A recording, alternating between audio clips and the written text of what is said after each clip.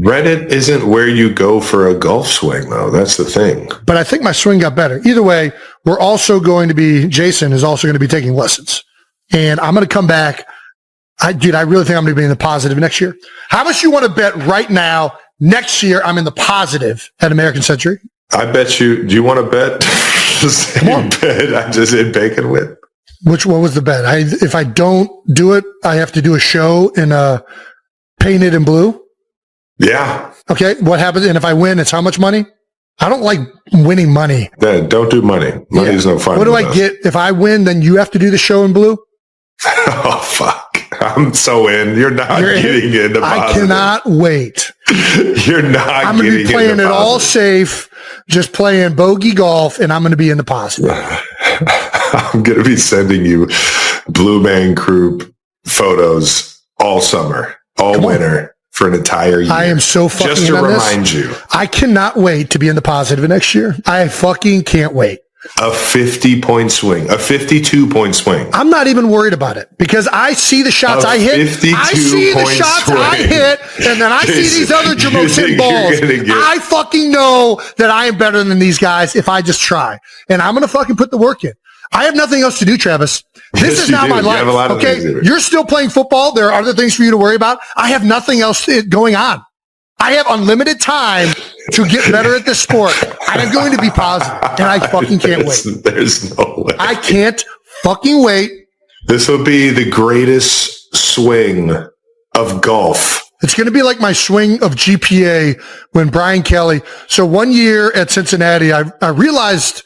This probably shouldn't say this, but I realized I was probably never going to go into the corporate world.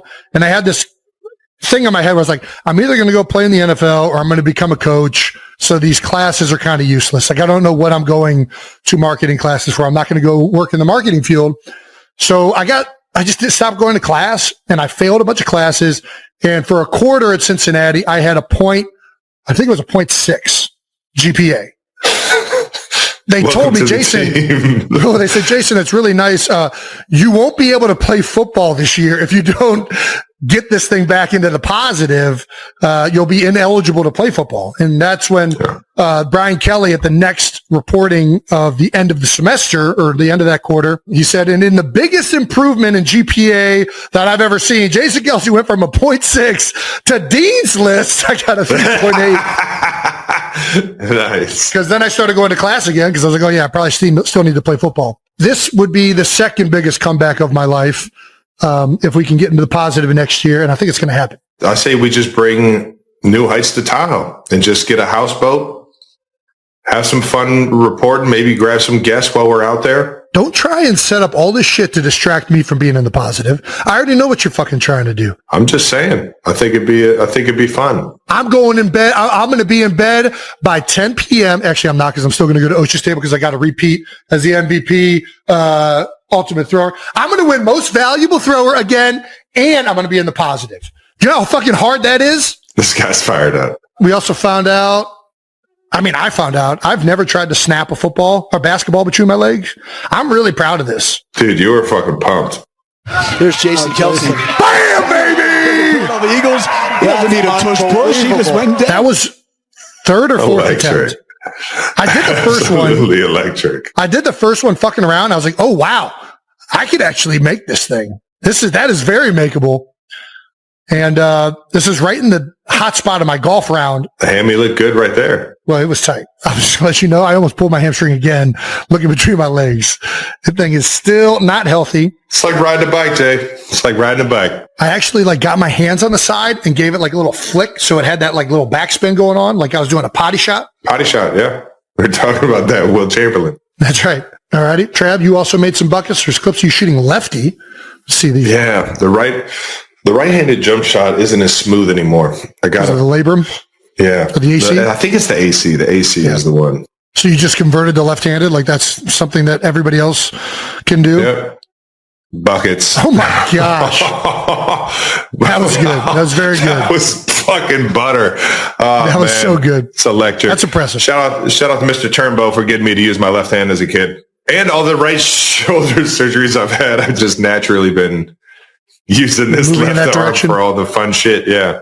So I know how to throw a baseball and right, left-handed, all that good shit. Either way, phenomenal time as always in Tahoe at the Yes, American sir. Century Championship.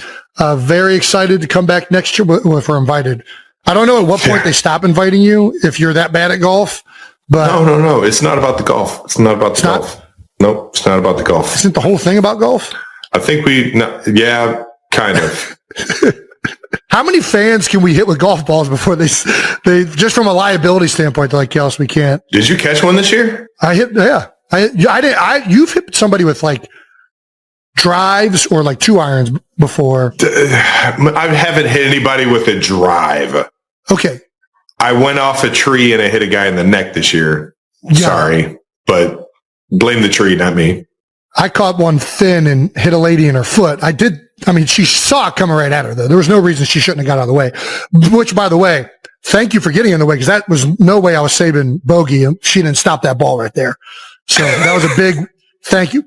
To anybody who's at the American Century Classic, if you think you can take it, if you're at bat and you think a walk, like getting guaranteed first base, especially you just kind of sit there and you just let the ball hit you, right? Yeah, you get a free pick. If you think it's coming in with a relatively low speed, you think you could take it someplace outside of the head and be okay, do the Celebrities a solid. Just take it and let the ball be closer to the field. Because otherwise hitting in the trees are hard. So I'll take one for the team. If I'm there, I'd stick my ass out and let one of those balls hit me. You get a pick. Well, that too, yeah. I don't know if that's worth it, but maybe it is. Yeah. See you guys next year. Hopefully. Yeah. Thank you. Thank you to everybody up there. And that does it for Out of the House. Let's do some Heights Hotline. Yeah. Very in on that. Heights Hotline is brought to you by Audible. Nice. That's right. If you're sick of reading, just listen. All right. Let's pick our favorites from this list. We got Can girls propose, dating apps, first date ideas, getting a partner to do chores. I like that one. Let's do 4. 4. I like that one. This is like the worst one for me to do possible. All right, good. God damn it. Do your fucking chores, Jason. Hi, Jeff, Jake, and intern Brandon. Also, Travis and Jason. Also, okay. Advice question I have for you guys. Ultimate parenting question, I actually think, is how do you gentle parent your partner and or husband, spouse, whatever, into doing chores in a respectful way? Like, what motivates you? How has your wife and or significant other gotten you to do something without nagging? Yeah. My name is Audra. I am 30 from Washington. Would love to hear how you guys have handled that. All right. Flag will fly. Let's my lazy ass up and take the goddamn trash out. I don't if you tell me to take the trash out, I'm not going to be like, oh, I can't believe she's telling me to take the trash out. I'm like, yeah, you're right. I suppose I should be doing that. Okay. I'm sorry. I like the nagging and I need it because I get caught in my own thoughts and I forget to do things. I'm like, oh, I'll get to that later. I'll go do this. I'll do it in an hour. I'll do it in 2 hours. It's the Kelce way. We think a lot about shit that kind of doesn't really matter, but in our mind, we wander. We wander into possibilities. And I'm constantly telling Kyla, please, just tell me to do these things. And she's like, Jason, I don't want to tell you to do these things. And I'm like, I get that. I'm just letting you know it's not going to get done unless you tell me to do it. Like, if you're like, Jason, I got a bunch of trash bags. Can you please take them out? I'll take the trash out and I will have zero, I can't believe she's making me do this. I'll be like, okay, yep, you're right. I should go do this. So I am pro nagging. I think nagging is a great thing to do. If you have a spouse that is against nagging of things that he should be doing, you got a shitty husband.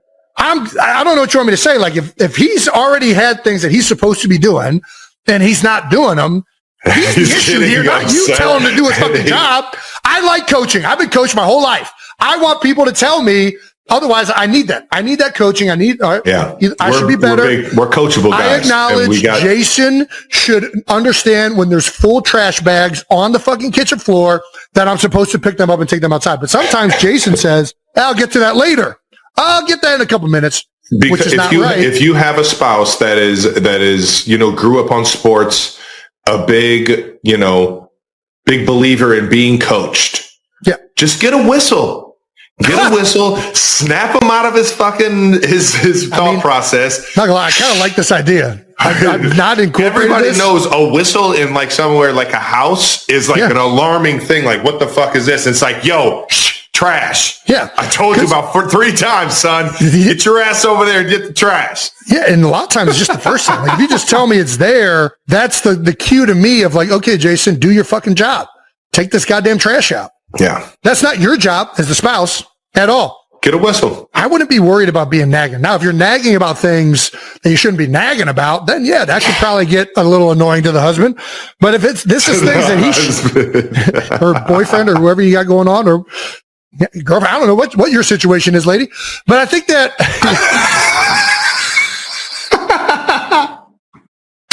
I mean, I don't think it's nagging when you just remind somebody that they should be doing something. I say this, though. I have never, ever, and I will never, ever tell Callie to do something around the house because it's like, I don't know. She does enough. So it's like, yeah, if something doesn't get done, it's like, yeah, well, I should be helping out on this. Tell me what I can do because I am worthless unless you tell me that.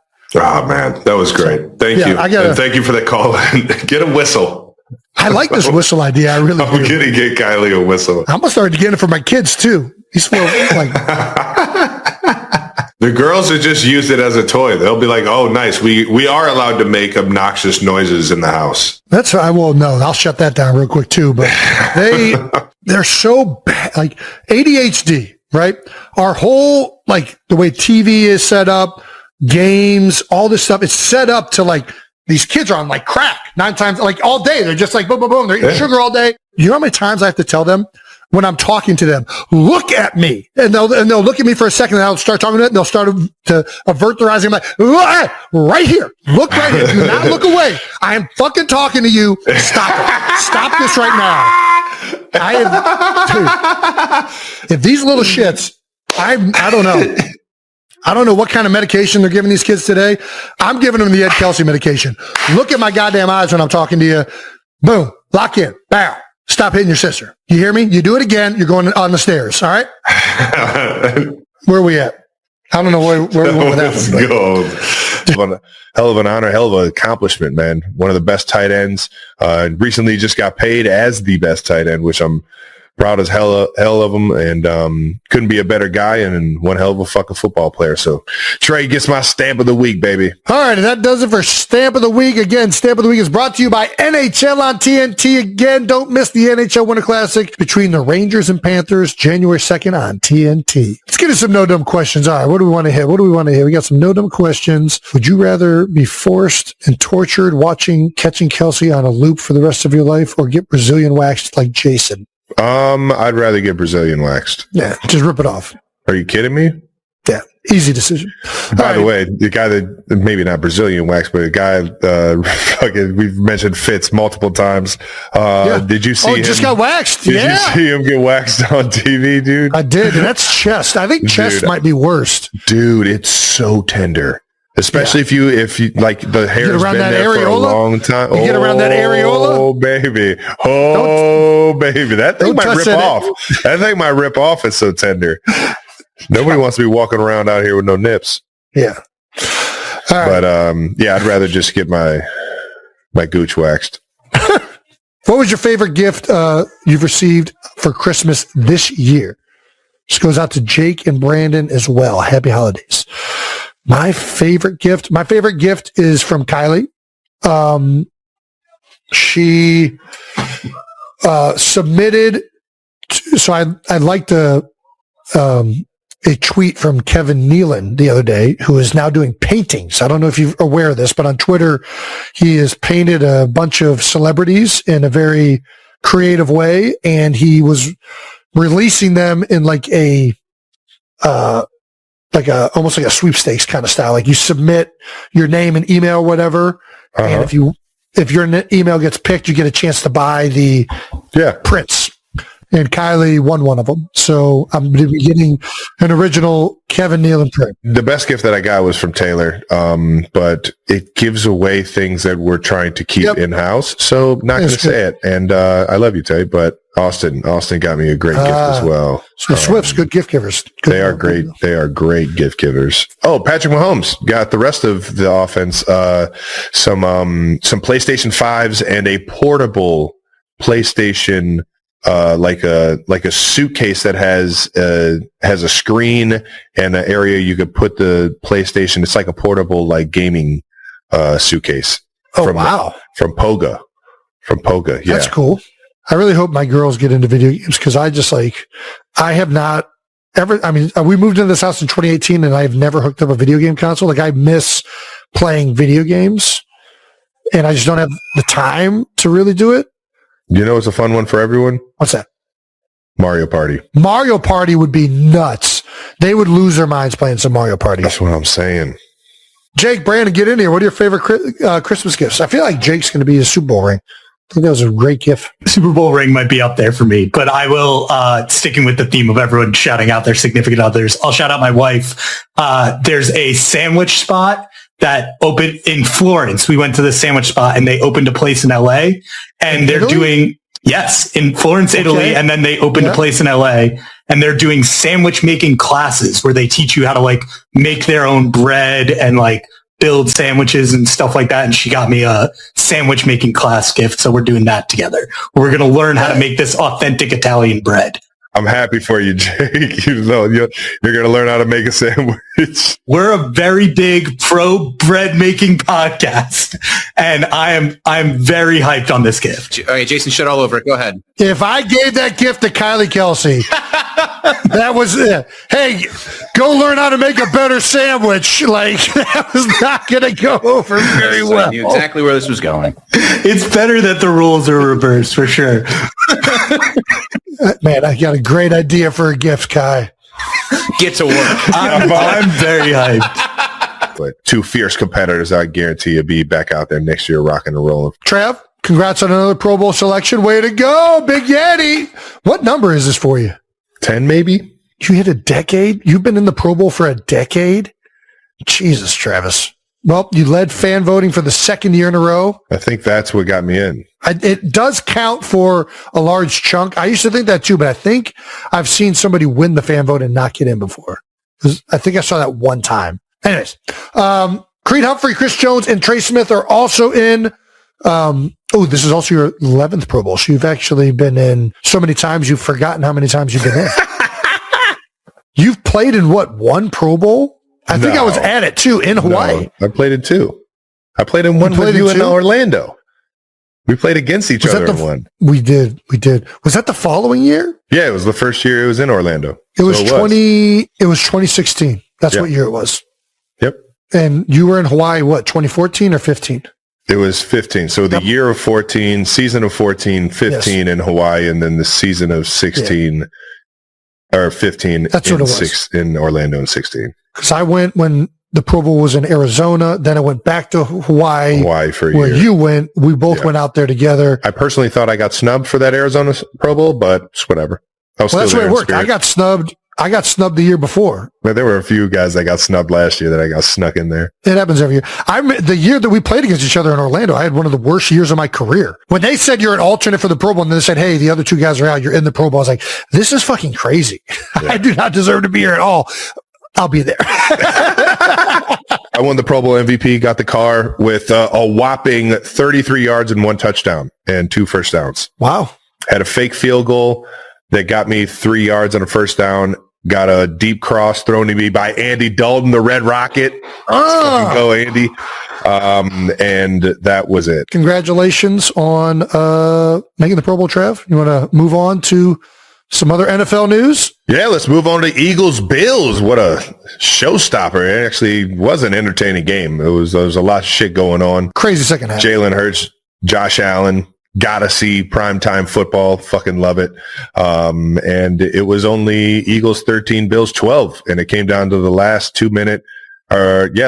last minute drive with Josh Allen and a 2-point conversion. I mean, it's a great win. They the Eagles beat the Bills, who are a lot of people saying the number one favorite out of the AFC. A lot of people think that it's Josh Allen's year. So for the Eagles to go into Buffalo and win this game just shows, how good the Eagles are.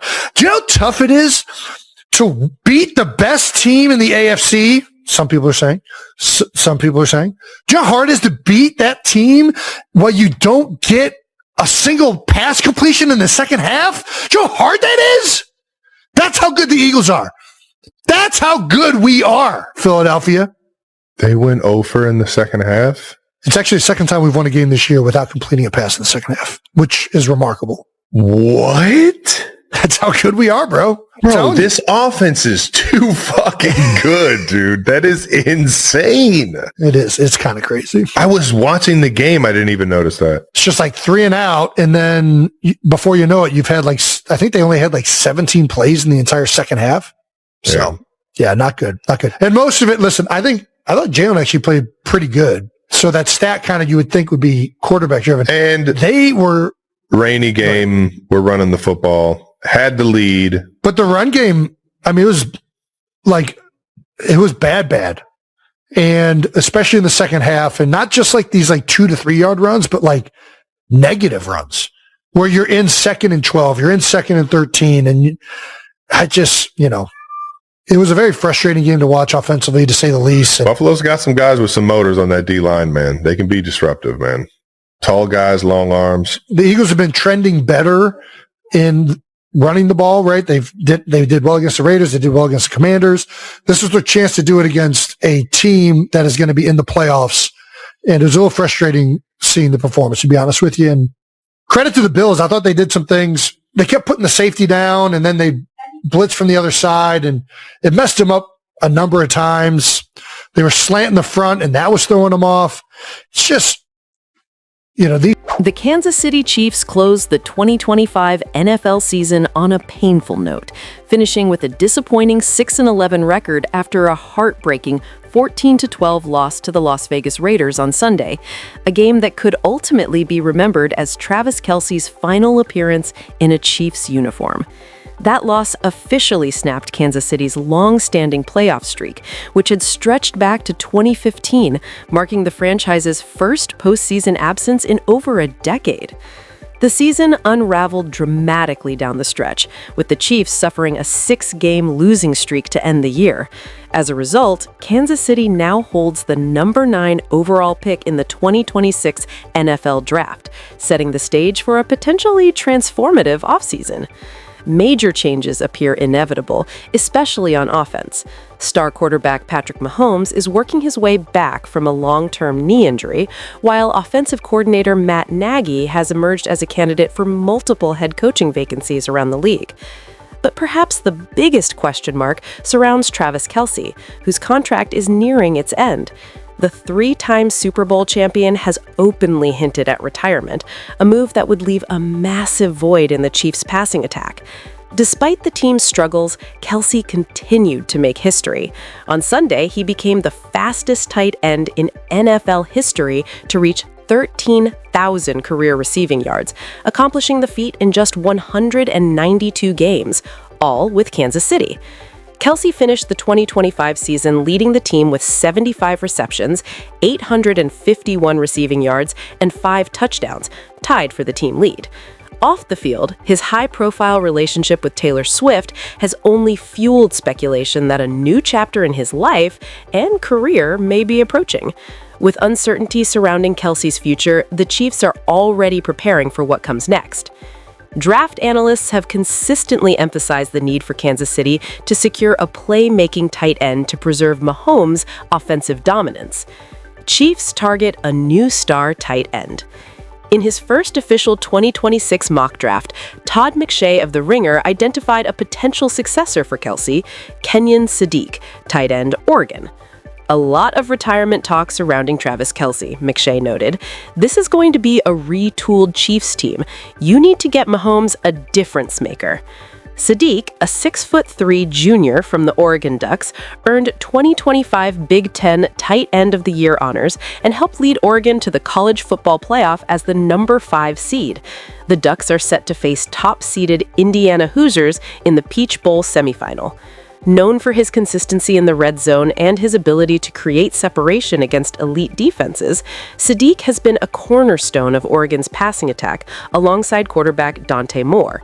He leads all Ducks pass catchers with 46 receptions, ranks second with 531 receiving yards, and tops all FBS tight ends with 8 receiving touchdowns.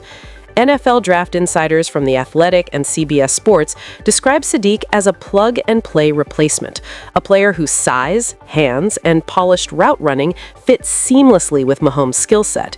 His ability to stretch defenses vertically while remaining reliable on short and intermediate routes makes him an ideal weapon for the Kansas City system.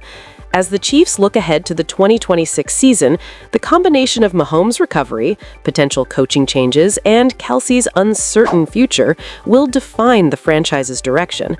Adding a top-tier tight end like Kenyon Sadiq wouldn't just soften the blow of a possible Kelce departure, it could ensure the Chiefs remain competitive in a rapidly evolving NFL landscape.